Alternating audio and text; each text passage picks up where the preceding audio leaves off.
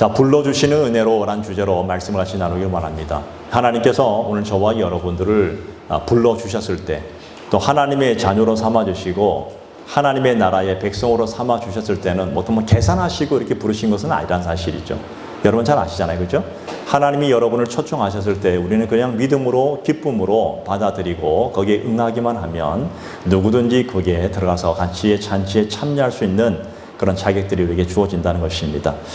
천국에 들어가는 것, 하나님의 자녀가 되는 것, 하나님 나라의 백성이 된다는 것은 어떤 우리에게 기준이 있다든가 어떤 자격이 있다든가 그런 게 필요하지는 않아요. 그냥 불러주시는 그곳에 감사함으로, 기쁨으로 우리 응하면 되는 것이죠.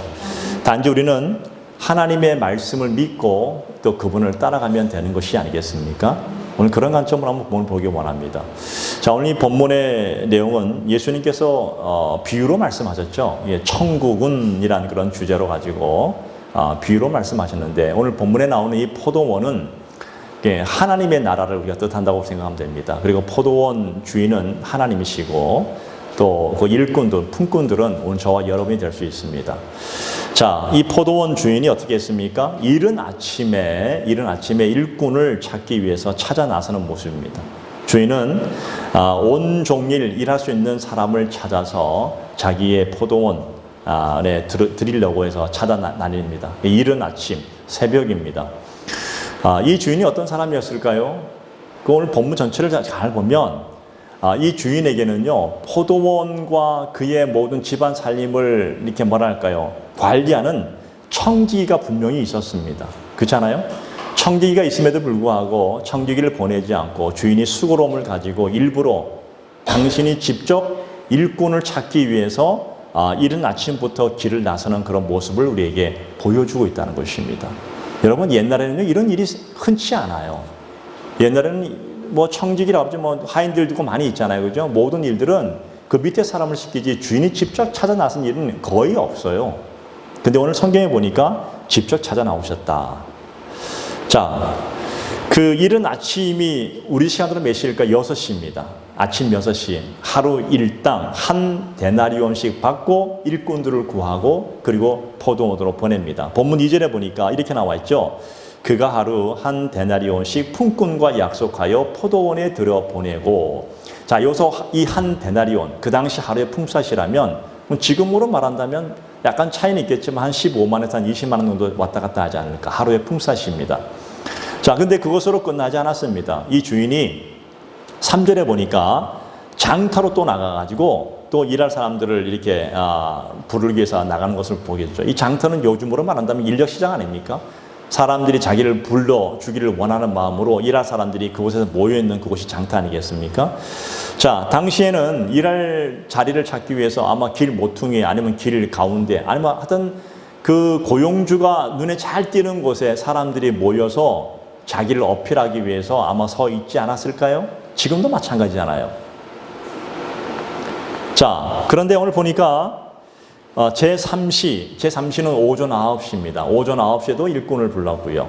그 다음 제6시, 12시입니다. 종오 12시에도 일꾼을 불렀습니다. 그리고 제9시에도 오후 3시에도 일꾼들을 불러서 포도원으로 보냈는데, 자, 이 장면을 잘 보시면 오늘 이 포도원 주인이 이 포도원과 이 장터 사이에 도대체 거리가 얼마나 되는지 모르겠지만 그 포도원과 장터 사이를 그냥 몇 번이고 왔다 갔다 하면서 일꾼들을 부르는 그런 애씀을 우리에게 보여주고 있다는 것이죠. 예. 지금 그 모습이 성경에 나와 있잖아요. 그리고 그들 모두에게 한 데나리온의 계약을 맺고 일꾼으로 고용합니다. 자, 보세요. 주인은 반나절 또 아니면 한나절 아니면 이미 한나절이 지난 상태에서도 일이 없어서 놀고 있는 그들을 불러서 포도원으로 불러주는 모습. 다시 말하면 그들에게 일할 기회를 주었던 거예요. 그들 모두가 왜 그 서 있느냐? 빈둥빈둥 놀고 있는 그들, 일하기 위해서 거기서 서 있는 자들에게 왜 서 있느냐? 일할 곳이 없다는 것입니다. 그들을 선택해서 불러주셨습니다. 자, 그런데 보십시오. 그날 날씨가 어떤 날씨였을까? 그 성경 12절에 보게 되면 그 원망하며 불편한 그런 얘기 중에 하나가 이런 얘기가 나와요. 종일 수고하며 더윗을 견딘 우리와 같게라는 그 말씀을 유추해 보면 이날 날씨가 굉장히 더운 날씨 아니겠습니까? 더군다나 지금 이 그날은요, 뜨거운 이 사막의 모래바람이 휘날리는 그런 뜨거운 사막, 하루 종일 불던 그 뜨거운 열대의 사막. 여러분, 지금도 이스라엘과 중동 지방에는요, 그 뜨거운 모래바람을 불러오는 것을 함신이라는데 굉장히 뜨거운 날씨예요. 그래서 함신주의보가 내리면요, 사람들은 밖을 안 나와요. 다 집에서 그냥 있어요. 여러분들 아시는 수가성 여인 아시죠? 사마리아의 수가성 여인이 12시에 물을 기르러 왔을 때 그때 사람이 아무도 없는 시간이에요. 왜? 그녀는 사람을 피해서 왔던. 모든 사람이 그 시간에는 집에서 쉬든지 잠을 자든지 하는 한 몇 시간의 시간이 있습니다. 그때는 밖에서 일하면요, 그 대학교에서 일사병에 걸려 죽든지 아니면 너무너무 힘든 고통이기 때문에 하지 못하는 상황이에요. 그럼에도 불구하고 이 포도원 주인은 그 무더운 날씨에도 불구하고 일할 일꾼들을 애써 찾아서 계속해서 몇 번이고 오고 또 와서 사람들을 불러주는 거예요. 기가 막히지 않습니까? 이런 일은 사실 있을 수 없는 얘기들입니다. 자, 더 나아가서 포도원 주인은요, 오늘 하루 일과가 거의 끝나는 시간, 여러분, 보통 6시면 모든 하루 일과가 끝나는 그 시간인데 1시간밖에 남지 않는 오후 5시, 그러니까 그 시간 11시지만 우리 시간은 오후 5시예요. 오후 5시에 또 장터로 나갔습니다. 그 오후 5시에가 어떤 시간입니까? 모든 하루의 일과가 이제 끝나는 그런 시점 아니겠습니까? 하루를 정리하는 그 시점이에요. 생각해 보세요. 5시면, 6시면 끝나는 시간이니까 정리하는 그 시간에 나가보니까 여전히 그곳에 사람들이 있더란 것이에요. 네. 그 서 있는 사람들을 왜 있느냐? 네. 일할 곳이 없어. 네. 그들을 불러주시는 겁니다. 보십시오, 여러분. 주인이 왜 계속해서 장터에 나갔을까요? 여러분, 의문이지 않습니까? 사실은 하루 품삯을 지불을 하면서까지 어쩌면 1시간밖에 남지 않는 그 시간에 오후 5시에 그 일꾼들을 다시 찾기 위해서 장터에 나가서 불러주는 것. 누가 봐도 주인의 입장에서는요, 손해가 아닐까요? 어떤 사람은 일은 6시에 와가지고 하루 한 데나리온 약속 받았는데 어떤 사람은 1시간밖에 남지 않는 시간에 와서 한 데나리온 약속을 하고 불러주는 거 보면 굉장히 우리가 생각할 때는 이거 좀 뭐랄지요, 마치 주인이 사람들을 부르고 싶어서 안달이 난 듯한 그런 모습으로 애쓰는 모습을 가지고 사람들을 불러주는 모습. 굉장히 손해보는 것을 알면서도 불구하고 불러주는 모습. 다시 말하면 오늘 이 포도원 주인은요, 일할 기회를 주기 위해서 품꾼들을 찾아 나선 거예요. 혹시 그 시간에는 없지 않을까. 이 사실을 본문 6절에 보니까 제11시에도 오후 5시에도 나가보니까 서 있는 사람들이 또 있는지라 혹 일이 없어서 낙심되어지고 절망하는 사람이 있지는 않을까? 혹시 그 뜨거운 날씨에도 버티면서 서 있는 사람이 있지 않을까?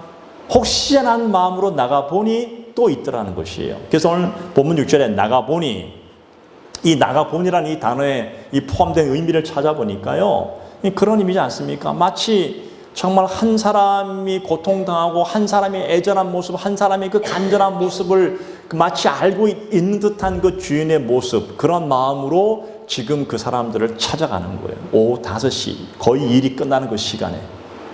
뭐 하려고요? 기회를 주기 위해서. 마치 이런 것 같아요. 한 마리의 잃어버린 양을 찾기 위해서 그 양을 찾기 위해서 헤매는 목자의 심정 같지 않습니까, 여러분? 어쩌면 집을 나간 둘째 아들처럼 그 둘째 아들이 언제 돌아올 것인가 매일매일 동구 밖으로 나가보니 그 아버지의 마음 아니겠습니까? 언제 우리 아들이 돌아올까 혹시라도. 아니면 한 드라크마를 잃어버린 주인의 마음, 집안 곳곳을 막 휘저으면서 한 드라크마를 찾기 위해서 애쓰는 주인의 모습. 저는요, 이런 모습이 다 여기에 포함되었다고 저는 생각이 들더라고요. 나가보니 또 있더라. 자, 그들의 말을 들어볼까요? 자, 본문 7절에 보면 이렇게 말하죠. 이르되 우리를 품꾼으로 쓰는 이가 없음이니이다. 이르되 너희도 포도원에 들어가라 하니라. 여러분, 이때까지 되지 않은 사람들은요, 일할 의욕이 없기 때문에 있는 것이 아니라 일할 기회가 없어서 그곳에 있는 사람들이에요. 절박한 마음 아니겠어요? 그런 마음, 여러분 이 장면 한번 상상해 볼까요? 한번 그림을 그려보시기 바랍니다. 곧 하루의 모든 일과가 끝나는 그 시점에 이미 태양은 점점 기울어져 가가지고 조금 있으면 태양은 들어가고 이제 해가 저무는 그런 시점에 있는 바로 그 시간, 짧은 그 시간에 엄청나게 초라해 보이고 기운도 없어 보이고 어깨도 축 처져 보이고 마음 깊은 곳에 시름시름하는 그것들이 얼굴로 다 드러나서 그냥 초췌한 모습을 보이는 사람들이 그 속에 몇 사람이 있더라는 거예요. 어찌할 수 없는 그런 마음. 그 눈빛 속에, 그들의 눈빛 속에는요, 절망이라는 단어도 있을 수 있고요, 낙심이라는 단어도 있을 수 있고요, 어쩌면 갈망하는 그런 마음도 분명히 그 속에 겹쳐서 막 보일 수 있는 상황 아니겠습니까? 오후 5시의 시간. 어쩌면 시간보다 깊은 한숨을 내뱉는 어떤 한 사람이, 그곳에 있던 어떤 사람이 옷을 툭 털면서 이젠 끝났어, 더 이상 우리를 부르는 사람이 없을 것 같아 하고 그냥 나는 가야 될 거고, 어쩌면 가는 사람이 있었을 것입니다. 그들을 바라보면서 어떤 사람들은 가지 못하고 있는 그 실정, 그만 포기해야 되지 않겠냐고 말하는 그 입술로 나오는 그 모든 말을 들으면서도조차도 포기할 수 없는 그런 마음, 차마 떠나지 못하는 몇 사람들이 그 속에 있었다는 것입니다. 몇 시? 오후 5시에. 남들은 열심히 일을 해서 모든 하루의 일과를 마쳐가는 그런 시점에 여전히 아무것도 시작하지 못하고 아무것도 내 힘으로 할 수 없는 그런 상황 속에 있는 자들, 포기할 수밖에 없는, 지쳐서 사람들이 이제 한둘 한둘 떠나가는 그 모습을 바라보면서 여전히 그곳에 있는 몇 사람들이 있더라는 것입니다. 내가 아무리 소망하고 내가 아무리 기대한다 할지라도 내 현실은 절대로 변화되지 않을 거야 라고 생각하는 그 마음이 그 속에 함께 포함되어 있지 않을까요? 그렇지 않아요, 여러분? 엄청난 삶의 무게를 짊어지고 쉽게 포기할 수 없는 그 사람들의 모습. 제가 언젠가 TV를 보니까 그런 얘기를 하더라고요. 죽지 못해서 삽니다 얘기하더라고요.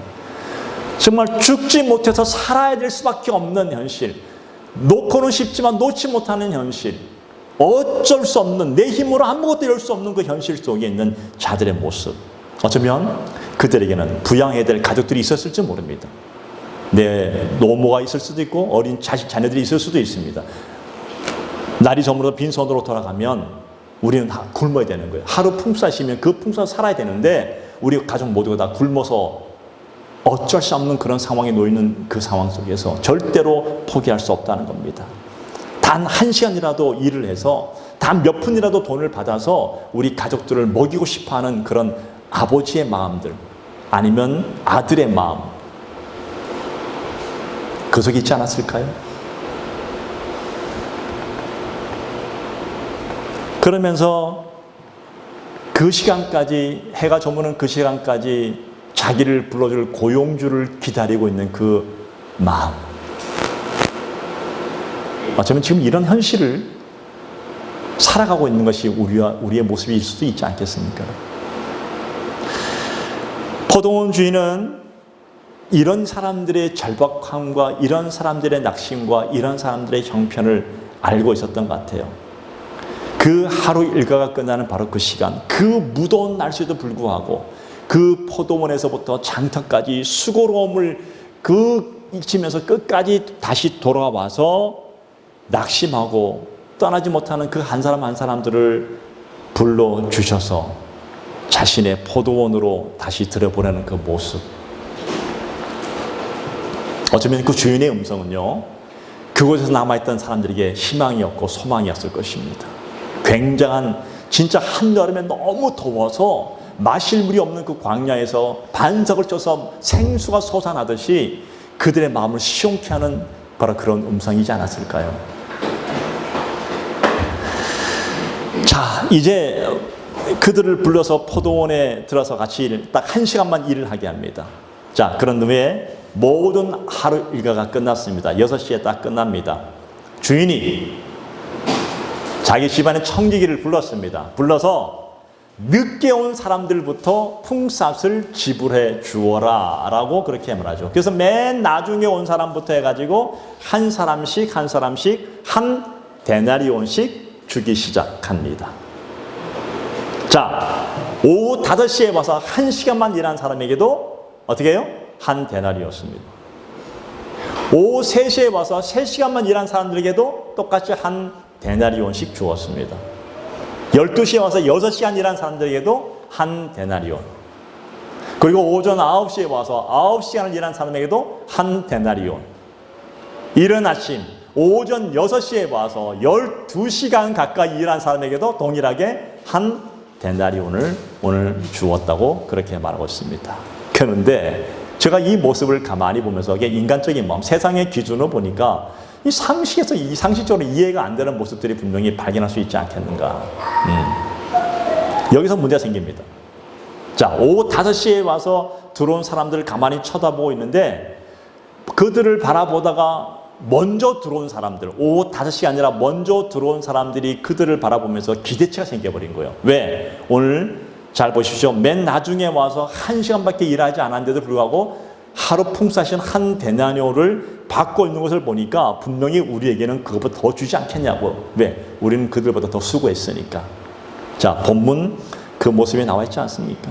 분명히 약속하기는 한 데나리온이었지만 1시간 일한 사람에게 한 데나리온이었으면 적어도 그것보다 훨씬 더 갑절의 일을 한 우리에게는 최소한 서너 데나리온 아니면 5 데나리온 아니면 6 데나리온은 주지 않겠냐는 기대와 소망이 그 속에 있지 않았을까 하는 얘기입니다. 여지없이 나옵니다. 원망이 나오죠. 자, 10절 말씀 보세요. 10절 말씀 보면 이렇게 말합니다. 먼저 온 자들이 와서 더 받을 줄 알았더니 그들도 한 데나리온씩 받은지라. 그들이 받은 것도 역시 한 데나리온이었습니다. 그러자 12절에 보니까 나중 온 이 사람들은 1시간밖에 일하지 아니하거늘 그들을 종일 수고하고 더위를 견딘 우리와 같게 하였나이다 라고 하고 원망하고 있다는 것입니다. 네. 여러분은 원망하지 않겠어요? 자, 보십시오. 어떤 분이 와서 1시간밖에 일 안 하는데도 똑같이 한 데나리온. 어떤 사람은 아침 내내 온 종일 일인데도 한 데나리온. 그럼 여러분 비교가 돼야 안 돼요? 당연히 비교가 될 수밖에 없습니다. 아마 이 정도 되면요, 당장 노동청에 고발해가지고 이런 부당행위를 주는 사람을 절대 있을 수 없습니다라고 아마 난리가 났을 것 같아요. 그렇지 않겠어요, 여러분? 1시간만 일해도 있잖아요. 임금을 주지 않으면요, 고발하면요, 곧바로 이게 나오잖아요, 여기다가. 예. 이런 시간이에요. 예. 그 원망하는 거예요. 이 불공평한 처사에 대해서 원망할 수밖에 없는 모습이 딱 나와 있죠. 자, 그런데 이 원망에 대해서 오늘 주인이 이렇게 말하고 있습니다. 자, 본문 13절부터 15절까지 보면 이렇게 말하죠. 친구여, 내가 내게 잘못한 것이 없노라. 내가 내게 잘못한 것이 없다는 겁니다. 내가 나와 한 데나리온의 약속을 하지 아니하느냐? 내 것이나 가지고 가라. 나중 온 이 사람에게 너와 같이 주는 것이 누구의 뜻이라고요? 내 뜻이니라. 아, 내 것을 가지고 내 뜻대로 할 것이 아니냐. 내가 선함으로 내가 나를 악하게 보느냐. 그 얘기하는 겁니다. 그럼 요즘 이런 일이 벌어진다 그러면요, 어떤 이런 주인이 있냐는 둥 막 난리가 날 거야. 막 어떻게 이럴 수 있냐는 둥. 여러분, 세상이 그렇잖아요. 이 세상은 굉장히, 세상의 상식을 보면요, 굉장히 산술적이고 계산적이지 않습니까? 일한 대로 받는 거예요. 맞습니까? 내가 일한 만큼의 대가를 받는 것이 당연한 이 세상의 이치라는 겁니다. 내가 10시간 일했으면 10시간 풍사를 받아야 되는 거예요. 내가 2시간 일했으면 요새 알바가 1시간에 얼마예요? 예? 최저임금 1시간에 얼마예요? 10,000원이에요? 10,000원 가까이 되지 않아요? 제 생각에는 한 몇 년 전에 한 6,000원 가까이 밖에 안 되는데 벌써 한 몇 년 사이에 10,000원이 오른 거 보면 진짜 빠르게 오른 것 같아요. 1시간만 일해도 임금을 줘야 돼, 안 줘야 돼요? 안 주면 난리 납니다. 줘야 됩니다. 이 세상의 풍습 아닙니까? 10시간 일했으면 10시간의 값을 받는 게 당연한 거 아닙니까? 이게 합리적이에요. 내가 일했으므로 내가 대가를 받는 것은 당연하지 않느냐? 이 고말 것이 없는 거예요. 왜? 내가 일한 대로 받는 대가니까. 그건 당연한 건 아니겠습니까? 그런 모습으로 지금 대하고 있는 거예요, 이 일꾼들이. 자, 그런데 여기에 문제가 있습니다. 문제는 뭘까요? 포도원 주인이 그 장터에서 빈둥빈둥 놀고 있던 그 사람들을 불러주셨다는 그 불러주신 기회를, 그것을 바라보면서 감사하는 마음이 없어졌다는 겁니다. 포도원 주인이 만약 그들을 불러주지 않았다면 그들은 일하지 못하는 사람들 아닙니까? 포도원 주인은 굳이 일할 사람은 부를 필요가 없어요. 왜냐하면 포도원 주인은 그 자기 밑에 청지기들이 있었어요. 분명히 꽤 많이 있었을 겁니다. 그런데 굳이 청지기를 시키지 않고 자기가 수고로움을 가지고 그 포도원에서 장터까지 그 더운 날씨에 가가지고 한 명씩 한 명씩 불러가지고 부르는 그 수고로움. 제가요, 포도원 주인의 입장에서 보니까 그냥 그들에게 기회를 준 거예요. 한 명 한 명의 국률한 마음 가지고 기회를 준 거고, 또 그렇게 선택받은 사람들은 어떤 마음이었을까요? 감사해야 되지 않겠어요, 여러분? 그런 감사를 그냥 일한 펌삭수로 그냥 딱 보상으로만 이해하려 하니까 이게 문제가 생겨버린 거예요. 근데 애초부터 그것은 또 그렇게 계약을 하지 않았습니까? 자, 보십시오. 포도원 주인은 어땠습니까? 분명한 것을 근거로 들죠. 약속했지 않았느냐. 이게 계약이라는 거예요, 계약. 지금은요, 일을 해도 계약하잖아요. 그죠? 이 계약은 너와 나의 계약이에요. 다른 누구의 계약도 아니에요. 2절 말씀 보세요. 그가 하루 한 데나리온씩 품꾼과 약속하여, 계약하여 포도원에 들여보내고 너와 나의 하루의 품삯은 한 데나리온이야. 그것이 오전 6시든 9시든 12시든 3시든 5시든 너와 나와의 개인의 관계의 문제지 다른 누구의 관계의 문제가 아니라는 거예요. 내가 너를 부를 때 너와 나와의 계약이야. 그게 얼마라고요? 한 데나리온이에요. 그러니까 원망하지 말라는 거예요. 직선적이고 너와 나의 수직적인 관계라는 겁니다. 왜 자꾸만 옆에 사람 바라고 비교하나 이 말이에요, 지금요. 비교하지 말라는 겁니다, 여러분. 그래서 주인이 너무나 화가 난 거예요. 내가 선함으로 내가 나를 악하게 보느냐. 아니 난 너를 위해서 좋은 일을 했는데도 불구하고 너는 왜 나를 악하게 보느냐. 적반하장 아니냐. 그런 얘기 아니겠습니까? 주인과 이 품꾼들 사이에서는 정확한 공의가 지금 이루어지고 있는 게 마찬가지 아닙니까? 당연한 건 아니겠습니까, 여러분? 예.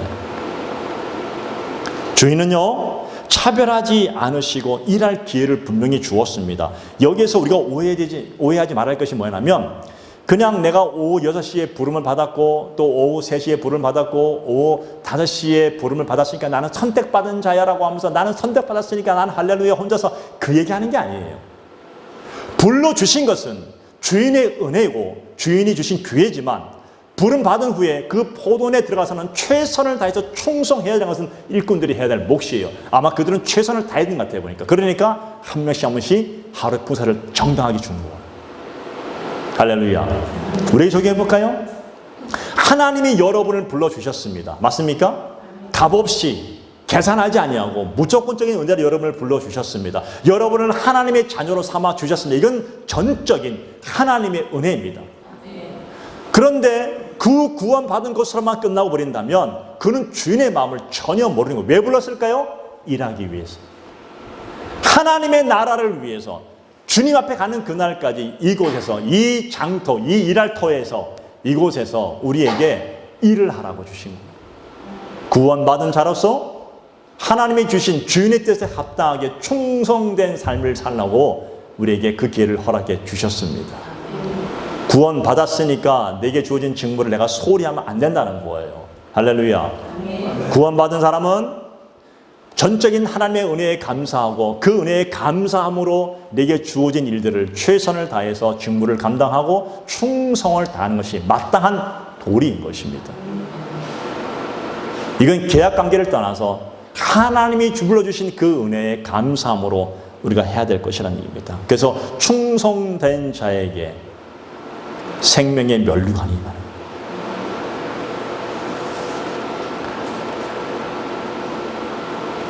그리고 이 본문에서 오늘 저와 여러분들에게 오늘 던져주는 메시지가 또 하나 있다면 주인은요, 품꾼들이 일한 데서 따라서 품삯을 주었다기보다는 주인은요, 품삯을 주기 위해서 그들에게 일을 시킨 거예요.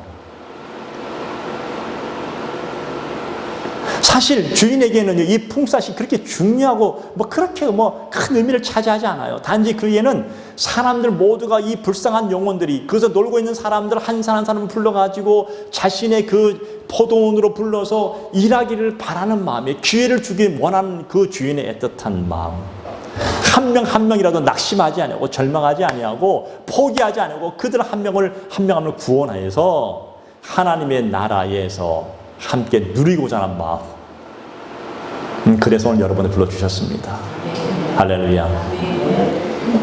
그런데요, 이른 아침에 선택받은 부부들, 오후 5시가 아니라 그 이전에 선택받은, 어쩌면 가장 많이 원망하는 사람이 이른 아침 6시 아니었을까요? 6시에 선택받은 사람들은 먼저 불려간 것에 대해서 그들은 나는 너들과 좀 다르다고 생각하지 않았을까요? 보통 우리가 저도 젊을 때 한번 그런 일 해봤지만 일러시간 나가보면요. 일단 건강해야 돼. 사람이 좀 호리호리하면 안 불러줘. 이 건강하고 뭔가 좀 있어 보이고 기술이 있어야 돼. 맞지 않습니까? 기술자들은 또 빨리 부르잖아요. 이게 세상이 이치란데 오늘 그도 그렇게 행하지 않았을까요? 하나님이 나를 불러주셨을 때는 내가 뭔가 너와 다르기 때문에 불러주지 않았을까? 나는 뭔가 좀 잘난 사람이 아니야?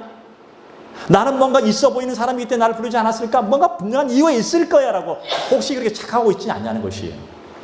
근데 그들이 그렇게 생각합니다. 이런 아침에 부른 사람들은 주인이 불러준 그 은혜보다도 내 스스로가 뭔가 나의 능력의 결과라고 혹시 착각하고 있지는 않았냐는 것입니다. 예. 이들은요, 주인이 불러준 그 은혜보다는 자신의 능력과 공로에 더 집착하고 있다는 사실이죠. 주인의 부르심에, 주인이 나를 불러주신 것조차도 내 능력의 결과라고 생각하고 있는 것이 바로 그들의 모습이, 그러니까 원망하고 있는 거예요. 여러분, 품꾼은 어떤 존재입니까? 이 품꾼은요, 그냥 하루하루 벌어먹고 사는 인생이 바로 품꾼 아닙니까? 근데 저는 가만히 생각해 봤어요. 오늘 저와 여러분도 마찬가지. 우리가 아무리 뭐 공무원이고, 아무리 뭐 대기업에 다니고, 뭐 사업을 하고 해도 우리 하루하루의 인생이 어떻게 우리가 내일을 기약할 수 있습니까? 그냥 우리는 하루하루 사는 하루살이 같은 존재지 아닙니까? 하나님이 우리 인생을, 생명을 거둬가면 오늘 끝나는 건 우리 인생 아닙니까? 여러분들이 그냥 그런 얘기예요. 하루하루 여러분이 살아가는 품꾼 같은 모습이 우리 모습 속에 있지 않냐는 것입니다. 어떻게 우리는 보장된 미래가, 여러분, 그 누가 감히 보장된 미래를 말할 수 있겠습니까? 아무리 보장된 미래가 있다 할지라도 불러가시면 끝나는 인생인데, 그래서 우리는 하루하루 그냥 그 하루만 바라보면서 최선을 다해서 부르심의 그 은혜에 감사하며 살아가는 것이 오늘 품꾼의 모습이 되어야 된다는 것입니다. 그것이 오늘 저와 여러분들의 모습이 되어야 할 줄로 믿습니다. 네. 어떻게, 아유, 목사님, 저는 내일도 너무 행복한 일이 벌어지고 있죠. 너무 감사해요. 오늘은 내가 그냥 대충 그런 사람은 없잖아요. 내일은 내일이고, 오늘 하루를 행복하게, 오늘 하루를 최선을 다해서, 오늘 하루를 하나님이 기뻐하는 삶을 살아가는 것이 신앙이에요. 그게 불러주신 자의 은혜를 아는 자들의 모습이라는 것입니다. 오늘 일하지 못하면 내일은 굶을 수밖에 없는 현실. 나 한 사람이 아니라 내 가족 모두가 굶을 수밖에 없는 그런 현실을 가진 사람. 여기에는요, 내 공로와 내 능력, 이건 중요한 것이 아니라 그저 나를 불러주신 주인의 은혜예요. 이거 외에는 없다는 겁니다, 여러분. 그러니까 아마 이들은 처음에 부름받았을 때는 굉장히 은혜에 감사했을 것입니다. 그런데 시간이 가면 갈수록 그 은혜는 사라져버리고 자꾸만 비교하게 됩니다. 저 사람 봐라. 내보다 늦게 왔는데 누가 똑같이 받네? 비교와의 마음이 생겨요. 이것이 우리의 한정이에요, 여러분. 이게 신앙생활의 한정이 될 수 있습니다. 하나님은 여러분을 부르실 때 어떤 자격과 어떤 기준을 요구하지 않았습니다. 무조건적으로 여러분을 불러주셨습니다. 이유를 몰라요. 그건 하나님의 사랑이에요. 이 은혜예요. 근데 부르심의 은혜가 너무나 감사했는데 시간이 가면 갈수록 어느 순간 내 마음속에 그 부르심의 은혜의 감격이 점점 사라지기 시작합니다. 그리고 어떻게 합니까? 어느 순간부터 다른 사람을 바라보며 판단합니다. 다른 사람을 바라보고 질투합니다. 원망합니다. 그리고 내가 하는 모든 것이 나의 공로라고 착각하고 있습니다. 부르심의 은혜는 다 사라져버렸습니다. 내가 능력이 있으니까 내가 했다고 생각하고 있습니다. 그러면서 이렇게 얘기할 수 있습니다. 5시에 온 사람을 바라보면서 어떻게 저 사람과 나를 똑같이 취급할 수 있냐고 원망할 수 있지 않겠습니까? 여러분, 이 모습을 어떻게 얘기한다고 주인이? 나는 선한데 너는 나를 왜 악하다고 말하느냐고 말할 수 있다는 것입니다. 네. 자, 그렇다면 이런 상황에서 우리 인생의 전환점이 무엇일까요? 제가 지금 계속 말하고 있지 않습니까? 바로 우리를 불러주신 하나님의 은혜에 감사하는 거예요. 여러분, 평생 여러분들 어떤 상황에 있든 간에 하나님이 여러분 한 사람 한 사람을 불러주심에 감사함으로 충성하시길 바랍니다. 하나님은 오늘 포도원 주인처럼 이런 사람들을 찾고 계십니다. 자랑할 것도 없고 늘 부끄러울 수밖에 없는, 어쩌면 절박한 심정으로 하루하루를 버틸 수밖에 없는 그런 사람들을 하나님 오늘도 큰 은혜가 임하셔서 불러주십니다. 하나님의 나라는 오늘 이런 사람들에게 예비되어 있습니다. 그러니까 말씀하시죠. 너는 포기하지 마. 너 낙심하지 마. 너 절망하지 마. 너 염려하지 마. 너의 모든 무거운 짐을 누구에게는 맡기라고요? 내게는 맡겨. 내가 너의 모든 짐을 맡아주겠다고 말하고 있지 않습니까? 이게 바로 주님의 은혜가 아닙니까? 이게 주인의 은혜예요. 우리가 그런 얘기 하잖아요. 하나님이 마침표를 찍기 전까지는 너 스스로 인생의 마침표를 찍지 말라는 것 아닙니까? 모두가 끝장났다고 하는 그 시간에도 절대 끝장이라고 생각하지 말라는 겁니다. 주인은 그 시간에도 나가보니 또 있는 모습을 보면서 주인은 또 불러주시는 거예요. 주인은 끊임없이 우리에게 기회를 주고 계십니다. 완전히 무너지는 인생이라 할지라도, 완전히 밑바닥 인생이라 할지라도 너 스스로가 마침표를 찍지 말라는 거예요. 왜? 주인이 너를 찾고 있다는 겁니다. 그게 우리에게 소망입니다. 어떤 좌절도 씻을 수 없는 상처가 내게 있다 할지라도, 내 육신과 영혼을 핥히고 지나가서 더 이상 할 수 없는 그런 고통 속에 있다 할지라도, 어쩌면 오후 5시까지 이제 끝난 인생이라고 스스로가 포기하는 그 인생이라 할지라도 하나님은 절대 우리를 포기하지 않습니다. 여러분 불러주십니다. 중요한 것은 내가 열어야 되는 것이 아니에요. 나는 열 수 없는 존재예요. 주인 되시는 주님께서 지금 우리를 열어주시고 불러주십니다. 할렐루야. 하나님의 나라는 나의 공로와 능력의 결과가 아니라 하나님의 은혜입니다. 지금도 예수님은 그 얘기를 좀 우리에게 계속 말씀하고 있는 거예요. 구원과 천국은 절대로 나의 공로로 가는 것이 아니라고 말하고 있잖아요. 어릴 때 주일학교 찬송이 뭐예요? 돈으로도 못 가요 하나님의 나라, 뭐 힘으로도 못 가요 하나님의 나라, 뭐 지식으로 못 가요 하나님 나라. 여러분 혹시 그거 알아요? 찬양? 네. 이거 알아요? 너무 오래된 찬양이어서 나 혼자 아는 것 같은데 50년 전에 불렀던 찬양이에요. 돈으로도 못 가요 하나님 나라, 힘으로도 못 가요. 그럼 예쁘면 가겠네? 예쁘면 못 가요. 글로 가는 게 아니에요. 그냥 하나님이 불러주신 은혜로 가는 거예요. 오늘 그 은혜로 여러분들이 이 자리에 앉아서 예배를 드리는 것입니다. 그게 우리에게 지금 축복이에요. 그래서 그것이 우리의 희망입니다. 오늘 하나님은 우리를 불러주시기 위해서 지금도 찾고 계십니다. 네. 여러분 오늘 어쩌면 오후 5시 같은 인생처럼 저는 한 주를 돌아보면서 아니면 올 한 해를 돌아보면서 여러분의 인생의 삶의 자리 너무 불안하지 않습니까? 불안한 분도 계실 것 같아요. 여러분의 가정에 힘들고 어려운 일이 많지 않습니까? 그래서 너무나 염려되지 않습니까? 어쩌면 남에게 얘기하지 못한 그 절망적인 그런 마음들이 우리 속에 있지는 않습니까? 내 직장을 봐도, 내 사업을 봐도, 내 가정을 봐도, 내 자신을 바라봐도 여전히 우리 인생 속에 여전히 고민과 염려와 낙심이 그 속에 있지 않냐는 것입니다. 그럴 수 있습니다. 그런데 오늘 주님께서 말씀하십니다. 내가 너를 부르기까지 넌 절대 포기하지 말라는 겁니다. 하나님의 은혜는 그런 놀라운 능력이 있습니다. 왜냐하면 하나님 우리의 반석이시고 우리의 소망이시고 우리의 든든한 후원자십니다. 그분은 우리의 길과 진리와 생명이십니다. 나의 모든 형평, 나의 모습 그대로를 받아주십니다. 야, 너 너무 냄새가 너무 꾸질꾸질거리고 너 어떻게 그런 인생을 살았냐? 난 너와 상종 못할 인간이네. 그러지 아니하시고 그 어떤 사람도 연약한 인생일수록 부족한 인생일수록 그 영혼을 붙잡아 주시고 불러주십니다. 너 왜 거기 있느냐? 불러줄 사람이 없나이다. 들어와라. 함께 일하라. 자격이 없어요. 그냥 불러주신 거예요. 네. 세상에서는 어쩌면 자격을 논할 수 있습니다. 세상에서는 비교할 수 있습니다. 그런데 하나님의 나라는 비교할 수 없는 나라예요. 그저 은혜밖에 은혜로만 살아간답니다. 전 여러분들이 나의 형편과 나의 있는 모습 그대로 나를 불러주시고 나를 인도하시는 하나님을 바라보면서 오늘 여러분이 있는 자리에서 이번 한 주 동안도 벌떡 일어나서 그분의 은혜로 담대하게 걸어가시기를 축복을 드립니다. 아멘. 걸어가도 뛰어가도 피곤하지 않는 하나님의 놀라운 그 은혜를 받으시고 달아가십시오, 여러분. 그 은혜로 감격하면서 감사하면서 매일매일 하루 그 하루에 감사하는 마음으로 살아가면 내일도 감사할 수 있습니다. 오늘 하루 원망하면 내일도 원망이에요. 오늘 하루 감사함으로 하나님께 살아가셔서 하나님이 여러분을 부르신 그 은혜에 화답하며 살아갈 수 있는 그런 귀한 종들 되기를 간절히 축복을 드립니다. 기도하겠습니다.